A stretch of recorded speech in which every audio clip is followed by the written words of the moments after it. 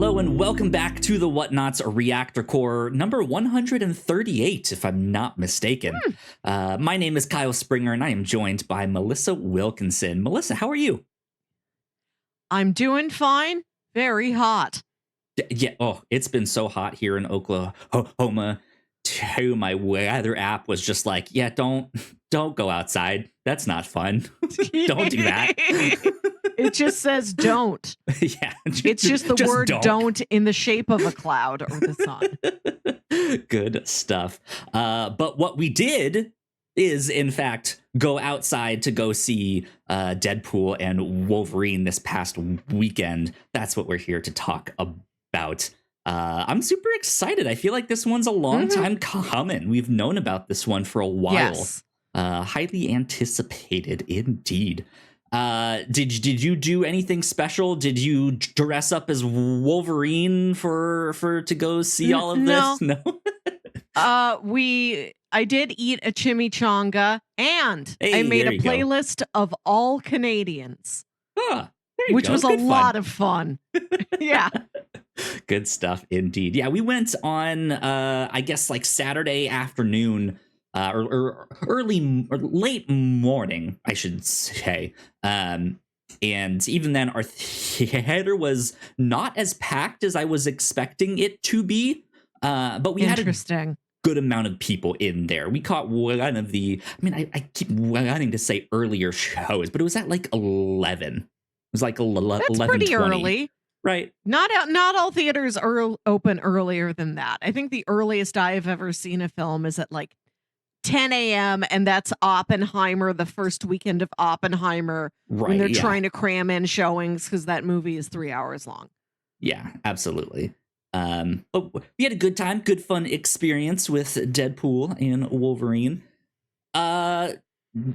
Let's jump right in, Melissa. What did you think of Deadpool and Wolverine now that we're here talking about it? It's a lot of fun. It had big surprises in it. And I am somebody who doesn't get as granular as to watch every single like 30-second TV spot that might have a little bit of new footage in it. But I watch the trailers. I watch the trailer breakdowns. I watch some theory videos. So I generally go into a Marvel movie prepared for what people are expecting and what ingredients are on the table. And this still had a lot of surprises and a lot of things I could not have guessed. Absolutely. I was kind of shocked that certain things did not leak out. Certain cameos and stuff like that, because not knowing that they would be in there was just a blast. It was so good. I've known, it was like 2 years ago, a year and a half, a long time ago, where they said Jennifer Garner will be returning as Elektra. And that's one of the first things anybody knew about that movie. And I'm like, if they're telling us this far out, there's a lot more up their sleeves. Yeah, absolutely. I think this movie did a lot with their marketing to distract you, right? Of like, look specifically in this direction. Jennifer Garner right here, to hide some of the more. We also have this character, right? Which was a blast. But yeah, I maybe was not as prepared as you. I did not watch as much of the trailers. I think I saw the first one that they showed, and then just kind of tangentially kept up on social media of like, yeah, this person's in it, or the TVA will be returning from the Loki show, stuff like that. So I felt like I went in with the mindset of like, it's Deadpool and Wolverine. There's going to be some multiverse time travel goodness with the TVA. It's going to be wacky, good fun times. That's all I need. It was those things. Yeah, wacky, good fun times. Yeah, and I had a blast. I was laughing the whole time. I was smiling the whole time. Shocked by some of the cameos. Excited to see where this kind of takes us down the road, because this really did in a lot of ways, this felt like a closing of the door to some of the non-MCU movies in that regard. There, like a good little nightcap to all of the Oh, look at you. like Fox. Is that Canadian whiskey? It better be. No, it is American. It is Buffalo Trace. So cheers, y'all. But yeah, it just felt like a good like nightcap to all of the multiverse saga stuff. I'm sure there will be some stuff sprinkled in there down the road. It's not like no more multiverse from here on out, but I had a blast. Yeah, it's Secret Wars. It's Secret Wars, and that is the ultimate nightcap. We're just pre-gaming.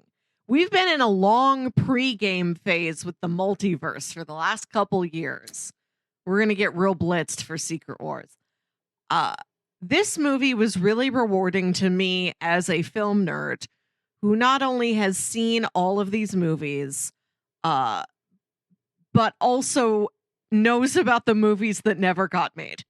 Right. Yes. Yeah. And follows behind the scenes things. It rewards you being that deep level of a dork. And I want to skip right to the end. Not the very, very end where Chris Evans swears a lot, which is delightful. But the surprise during the credits, these fairly standard black and white scroll credits, and midway through, the text just sort of shifts over a little bit and they start playing Good Riddance, Time of Your Life, the Eternal Graduation Song by Green Day. Right. Yep. And they're showing you not just footage from the X-Men movies, but behind the scenes footage, DVD bonus features, talking head interviews with Hugh Jackman, with Ryan Reynolds. And it's not just from those movies, it's from all of 20th Century stuff. Fox, yeah. including the stuff you don't like. And I think that's an incredible choice. Yeah. It's a footage from all of these, every Fantastic Four, Elektra, I don't know. What wasn't in there? Ghost Daredevil, Rider, everything's in there. Yes. Blade. Yeah. Mm-hmm. Yeah. And that is what I meant by it is like this love letter, this nightcap to like, hey, here's all the non-MCU stuff. Like, weren't these cool for their time? They might not be great films, but man, we had a blast, right? I rewatched Deadpool Daredevil earlier this year. That thing's a riot. It's so funny. It behaves in a way no comic book movie behaves anymore. Right. Really great to rewatch. But what I love about this, I love that it is exactly formatted like a graduation video. It really is. And I love that it's mixed behind the scenes stuff and that it's movies people don't like. To include things like the Josh Trank Fantastic Four is in here. It has its place. It has its value. And I think too often an audience looks at a movie as something for them, the audience. And it succeeds or fails only on how it makes them, the audience, feel. And there isn't a lot of thought about that might have really meant the world to somebody making that movie. A movie you hate might have been like the most fun year of somebody's life or the most challenging year of their life in a way that made them a better artist in some way. Like, you can't forget there's real people behind every movie you've ever seen, whether you loved it or hated it. And you can't pretend like a movie doesn't exist and that those experiences don't exist. Yeah. Yeah. One thing I'm a big like Crisis on Infinite Earths DC Comics era. And one of the big complaints out of DC Comics doing all of that and mashing all their continuity into one main timeline is, of course, there were people being like, but I liked this continuity or I liked that character and they're no longer here. And then it took Grant Morrison's Animal Man to then play with that of like, hey, those characters still exist as long as you read those stories. Like, Yes. right? It's just this idea, like, you can still have that stuff. None of that stuff is gone. Here it is. Enjoy it. Go have fun. And I love that. It's good. Yeah. It's fun.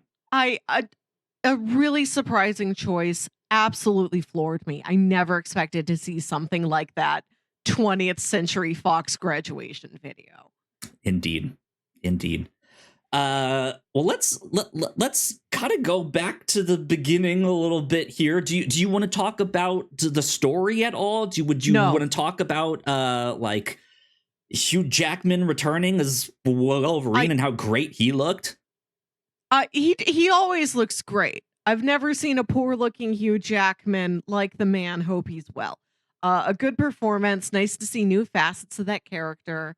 Loved the montage of alternate versions of Wolverine. Comic accurate one. Right. Real tiny. The Patch, the one that fights Hulk, Henry Cavill, which is not the leading cameo. Bets were on Taron Egerton or Daniel Radcliffe more than Henry Cavill. So that was a surprise. Interesting. Yeah. The only other actor to play Wolverine in live action in like 20 something years, however long it's been. I don't know. Right. He's been added to a 24-year streak. 30 seconds of Henry Cavill. Yeah. Great stuff. Yeah, I mean, the one thing I would say is, as old as Hugh Jackman is in this, still just absolutely looks fantastic. And I remember in previous movies, him, I don't remember if it was him complaining or other people around him or who knows what, but just the kind of unhealthy workout diet routine to get him in that shape. And that being like, ooh, well, will he continue with this? Who knows? I don't know. And he absolutely has. He loves this character. He is this character, and it felt like putting on like an old pair of gloves or your favorite shirt or something. He's spectacular as the character. So great stuff with him. And of course, at the end where he has his moment with his shirt off, he just looks incredible. Deadpool sitting there like, oh, Hugh, okay, hello. He truly does, but also I feel like it bears saying there's no non-incredible superheroes. I don't think I've ever watched a superhero movie and walking out of the theater heard somebody say, that guy could have been buffer. I wish he was. I don't know. Maybe there's something in there. There has to have been something. Not buff enough. Demand more muscles. Exactly. Add new ones to the body. Strengthen them. Exactly. Yeah.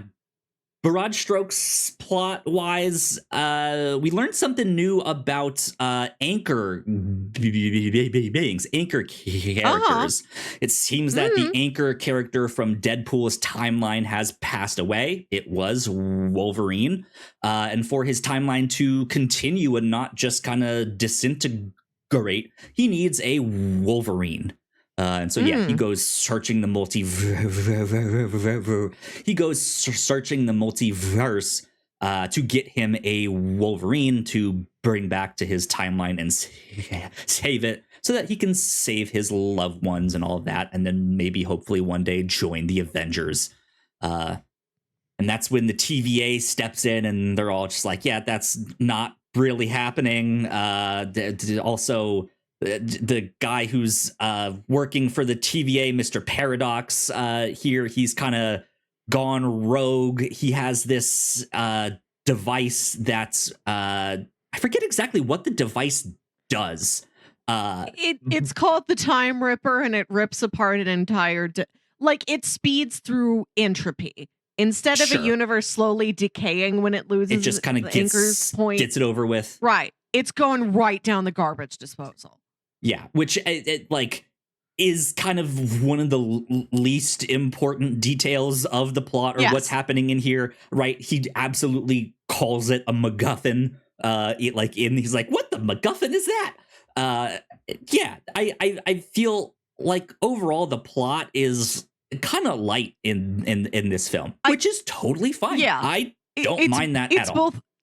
It's both quite convoluted and really takes a backseat to everything else. You don't need to know what Paradox is up to. Yeah, just or enjoy exactly the great how it fits in, right? Yeah.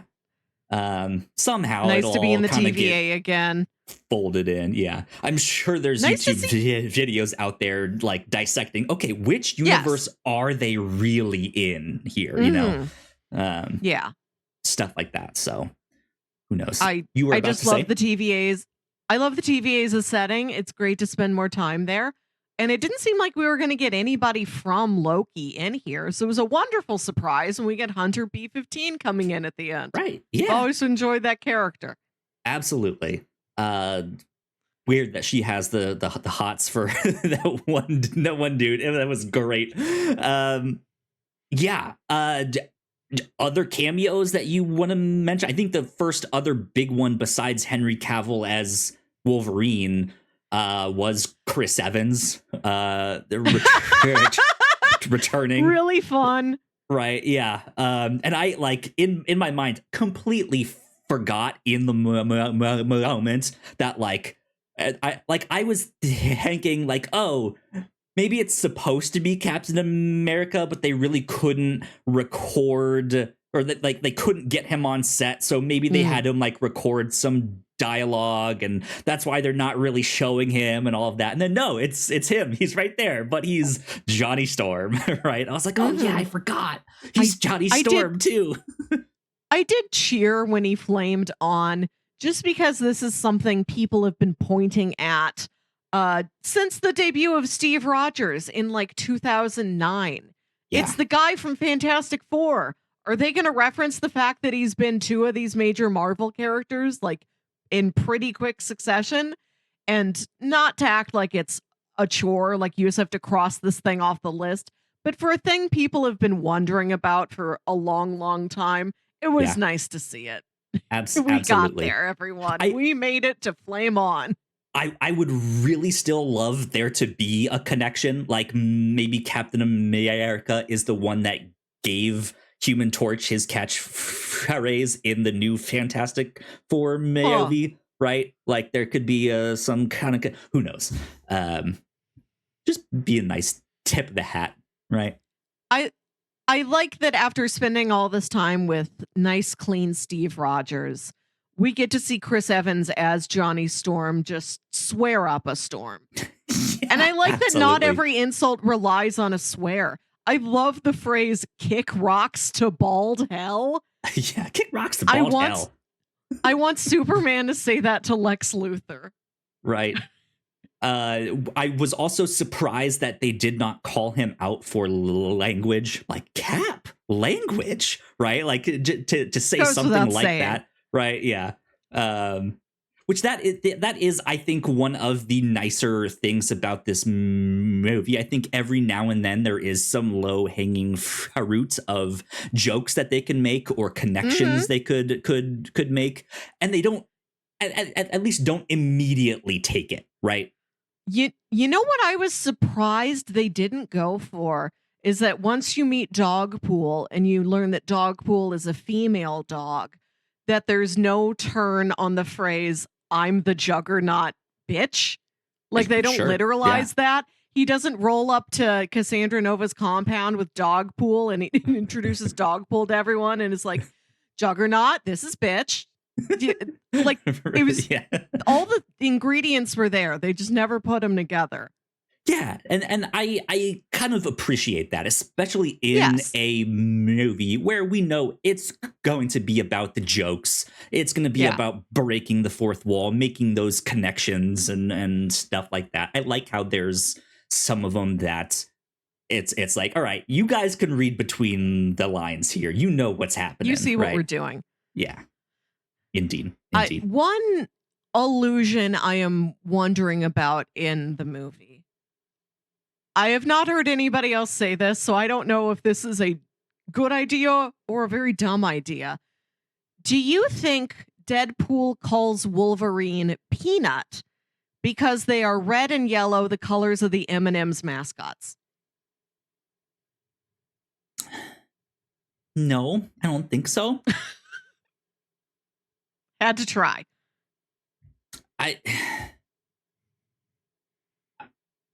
Did he call someone else Peanut in a previous movie? I don't believe he has. That is Scott Lang's nickname for his daughter, Cassie. Probably a nickname many folks have for their children or pets. But after looking at everything being red and yellow all summer, like, you know who else is yellow? Peanut M&Ms. Peanut M&Ms. That you know, the number one movie snack. Number one movie candy. They're implanting it in your head. You watch this movie, you see a yellow character being called Peanut, and you're like, I gotta get some M&Ms. I've seen the marketing where it has like the poster of the two of them side by side, like walking forward, and then right next to it they also have another poster that looks exactly the same thing, but it's the Heinz ketchup and mustard right there, and the line underneath is, now you can't unsay it. So I've seen stuff like that. I wouldn't be surprised if there is some in-joke like that, right? I don't know. I'm struggling to come up with like they're two peanuts in a pod. They're like this guy's got some nuts on him, you know, right? No, I don't know. Oh, sure. I don't think it's important. It might just really be silly. I might be the only person who thinks about the M&Ms mascots that much. I to be honest, I think that's a great way to kind of view this movie. I don't think it's super important. It's just kind of silly, right? Mm-hmm. I like the idea of anchor beings being this new kind of like, we've gone. What was the other one for the like the nexus points, right? Nexus beings. And this is slightly different. This is an evolution on that. A nexus being like Wanda is somebody of incredible reality affecting power. Right. But an anchor being could be anybody, regardless of their power level, it seems like. I mean, we only have a sample size of one, and it's Wolverine. I've loved seeing all the people speculating who the MCU's anchor being is in the sacred timeline. I'd love for it to be somebody very minor. Like it's happy. It's I Ned. saw what's her name from that her and it's Darcy Wong started watching the shows to get together. Madison. From She-Hulk. I would love it to be someone like Madison. Madison's coming back. I feel like she was such a... Oh, she has to. We all loved Madison so much from 5 minutes of screen time. I feel like they will capitalize on this. And if she wasn't in this, they're playing the long game. And there will be a super Madison in Secret Wars. She was Mephisto all along. Right. Yeah. No, like I think I saw someone mention an interview where Kevin Feige said the Nexus being in the MCU is still alive. So that means it is not Tony Stark. Right. But then also, what does that say? Like, are there multiple Nexus beings throughout history then? And as one person dies, does that transfer to someone else? There's some ins and outs of that I think you can fall down a rabbit hole with, you know? I have to revisit this. I feel like a Nexus being is like a classification of person, and there can be many. Like Wanda could be one, and Doctor Strange could be one, you know. But I feel like you get one anchor per universe. Because it seems to me like at least one anchor per universe at a time is what I would think, right? But I don't. Because we're gonna have to wait and see. Right, because you can get in the weeds okay, if Logan was the anchor being for Deadpool's universe, what happened before he was born? There was no anchor being then, unless you have someone else there to anchor that universe, right? but I don't like they didn't really go into all of that stuff. Not their job. Yeah. So I don't know. But yeah, other cameos. There was some good background cameos when they went to Dead Ant-Man giant thing. Yeah, the void there at the end of time where Elias from Loki season 1 episode 5. Exactly. I loved that. We have not yet invoked his name. We simply must speak about Gambit. Go for it. Gambit and Blade. Wesley Snipes returning as Blade. I loved that. I had no idea he was going to be in there. That shocked me. Absolutely. I clocked Channing Tatum as Gambit, I think, as soon as we knew Jennifer Garner was in the mix. I'm like, if we're going real hog wild, if we're playing with the nature of reality and breaking the fourth wall and all these behind the scenes and jokes, you will have Channing Tatum as Gambit. Right. I guarantee you. It was but no, perfect. Blade was not on. It was rarely on anybody's list. He was the most outside 1,001 odds. Great to see him again. If they made another Blade movie with him in it, sweet. I'm good. I'm sold. Absolutely. Right. He was so good. You know, if Mahershala Ali said, "Go for it," I am not able to at this time. Let Wesley return. We would all be very happy with it.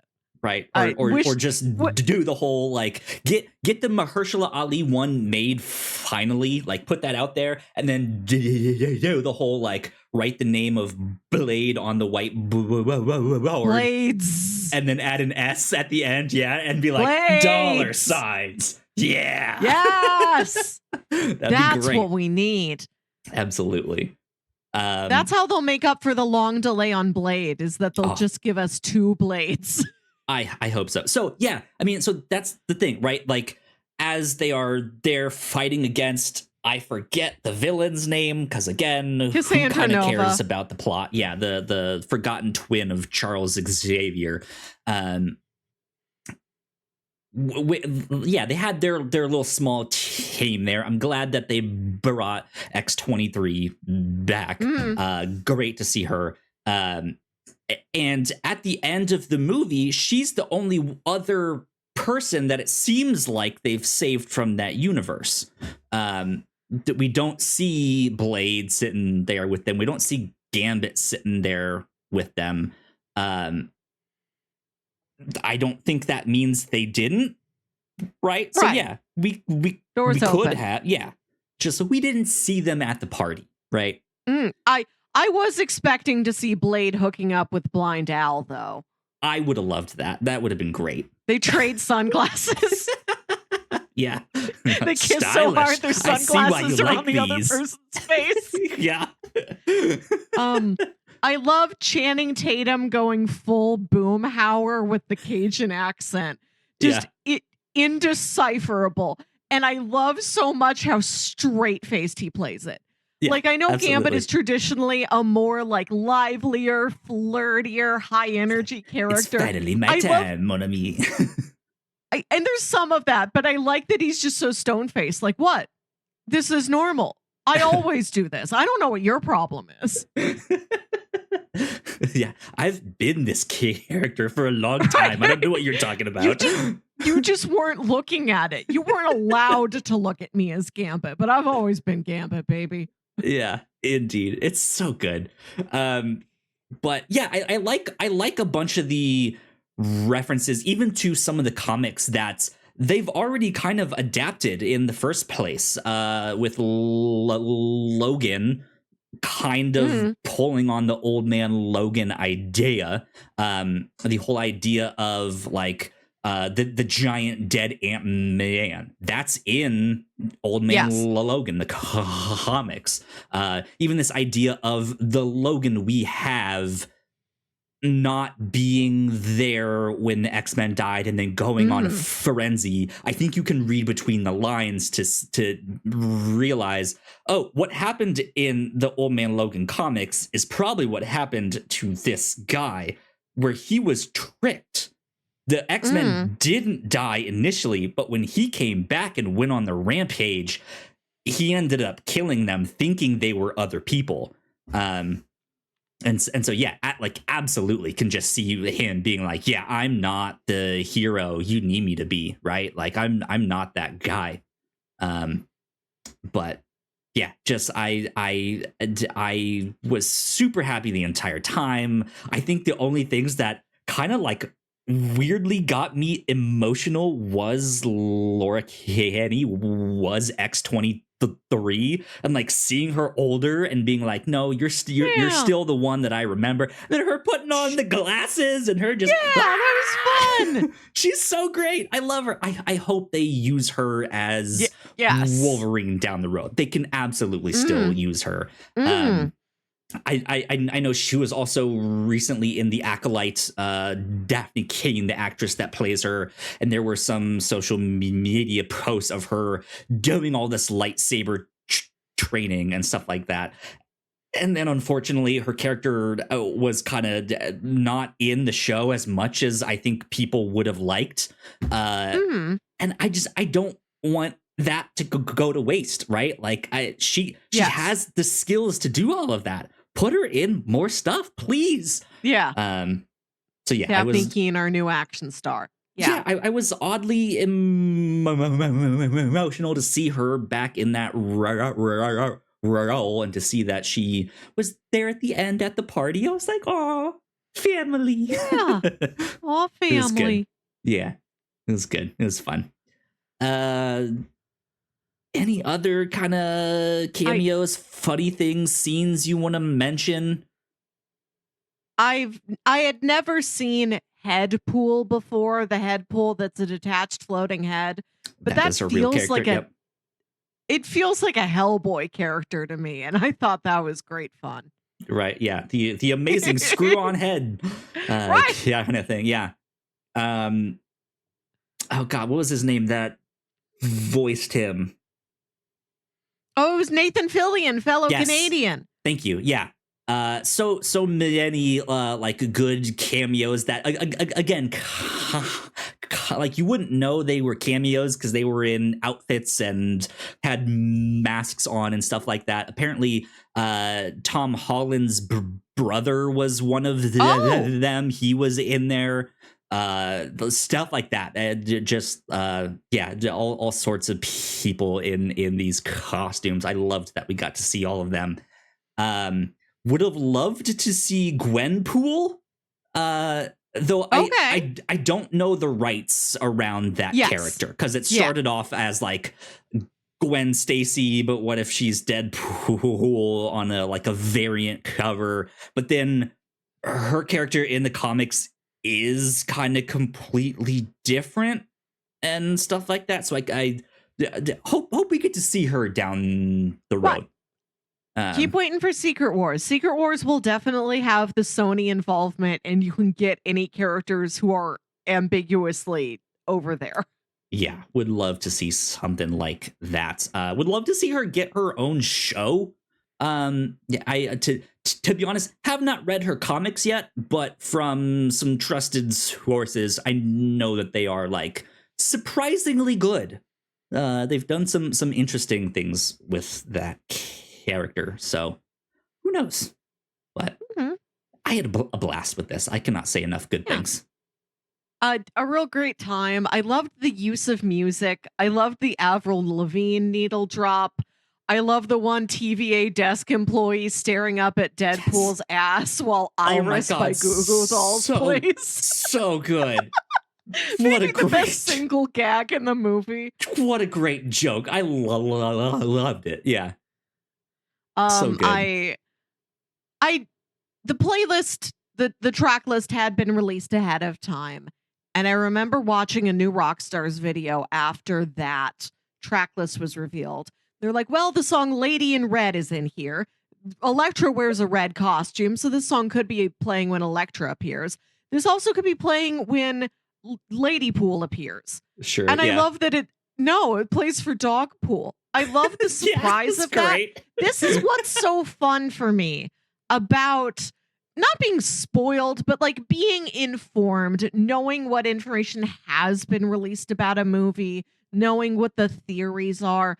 When I go in to a movie believing in a theory that sounds really likely, and the movie completely surprises me with something else that makes even better sense with all the same ingredients that we had on the table that people were guessing with. It's That's great. such a fun surprise for me. I love the informed anticipation of knowing a few theories going into a movie. And when somebody gets something right, it's really exciting. But when they're proven wrong, it's also really exciting when they're proven wrong with something that's even more clever. Right. Yeah. Absolutely. Because I've had a similar experience of like I've read these comics. I know who this character is, like behind the mask, and then they switch it up, and I'm like, oh, interesting. Like I see what you're doing there. And there's been times where I'm just like, all right, that's kind of stupid. But then there's been some where I'm like, that's actually kind of cool. I like what you did there, right? And it plays on your expectations. And I like how they've been able to do that. Yeah. Do you want to do like small, like super duper extra spoilery section of where some of this stuff might go down the road with some of the recent announcements for Comic-Con? Oh, yeah. That we got here? Comic-Con. Yeah. So if you have not heard some of the announcements coming out of Comic-Con, why are you watching our video? Well, thank you. But also, what? Why? We should not be your source. All I do is quote from things I've heard other people say. Yeah. Except for the M&Ms thing. That's a Melissa original. Yeah. M&M's idea, copyright Melissa. You heard it here first. Robert Downey Jr. playing Dr. Doom. The Russo brothers returning for the next 2 Avengers films here. Do you think any of this has to do with the idea of these anchor beings or something else? Do you see Deadpool factoring in that at all somehow, some way? I've been saying this for years. Secret Wars is going to be the all-you-can-eat buffet. I think the fact that it's operating not as a full part 1 and part 2, kind of how Infinity War and Endgame were, but not like that with the movie now titled Doomsday and then Secret Wars. Right. Yeah. I would like to think that Marvel is keeping track of everything fans have been guessing about or hoping for and writing down a little note. And they're like, who knows who could show up in Battleworld? We could make anything possible. Yeah. Now, but also it seems like it'll represent such a turning point, such a closure on a certain door, an opening of another door, that it'll be like, now you can stop wondering. If we've not seen Madison again by Secret Wars, we're just not seeing Madison. Huge mistake. Fire Kevin Feige. Get him out of here. Bring someone new in. Just remember the good times you had with Madison. Set to Good Riddance, Time of Your Life by Green Day. Indeed. I don't know. Like I'm sure we will give our full thoughts on some of these announcements when we do our other podcast, The Captain's Log, when we review all of the announcements that have happened at Comic-Con and all of that stuff. But I am wondering if it does have something to do with these like anchor beings. Do we actually need a Tony Stark? Was Tony Stank the anchor being? Who knows? Wow, I don't know. Right. After Tony Stark dies, the universe is safe. But somewhere in like Omaha, there is a guy named Tony Stank. And when he dies of just congenital heart failure or something, then 616 falls into entropy and starts going gray at the edges. Like, I'm even wondering if something about Dr. Doom, like if something in his universe went wrong and his anchor being died and he's coming over to ours to like capture a certain character or maybe he's not sure exactly who it is. It could be that any one of these. That universe's anchor character is Mole Man. They kill Mole Man and everything unravels. Yes, Senor Magico, right? The stuff like that. Yeah, it could be like he could not know exactly who it is, but maybe he knows it's someone who's an Avenger, right? And so he just like kidnaps all the Avengers or whoever, and is trying to bring them back, like trying to do something to save his own universe, because that feels like something. Well, not. Like, I feel like Doom would not only want to save his world, but then also conquer this other world too, right? As he will kind of be the replacement for Kang here after Jonathan Majors is kind of out here. So I don't know exactly how he's factoring in, but I am excited to see. Right. This whole big thing questions. will go, lots to chew on. Go down. So, yeah, indeed. Do you have any other kind of final thoughts, last things to share? I really love the effect of Cassandra Nova sticking her fingers into somebody's head. Yeah.